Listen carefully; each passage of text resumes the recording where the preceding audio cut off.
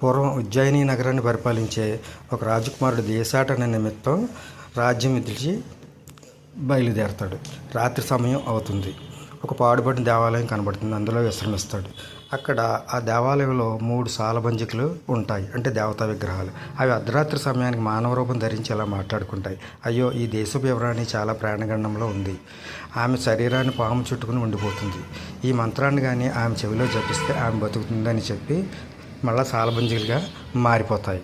ఈ రాజకుమారుడు ఈ మాటలు విని మర్నాడు రాజుగారి అనుమతి తీసుకుని ఆమె చెవిలో మంత్రం చెబుతాడు. ఆమె బతుకుతుంది. రాజు సంతోషించి ఇద్దరికి వివాహం చేస్తాడు.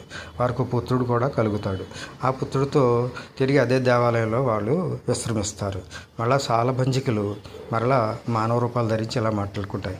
అయ్యో, ఆ బాబు చాలా ప్రాణాపాయంలో ఉన్నాడు, అతని ప్రాణగండం ఉంది అని అంటుంది. మరి దీనికి ఎలా పరిష్కారం అంటే, రాజకుమారుడు తన ప్రాణాలని దుర్గాదేవికి బలి ఇస్తే ఆ బాబుకి ఏ ప్రాణగండం ఉండదు అని చెబుతుంది. వెంటనే రాజకుమారుడు తన ప్రాణాలను దుర్గాదేవికి బలి ఇస్తాడు. దుర్గాదేవి సంతోషించి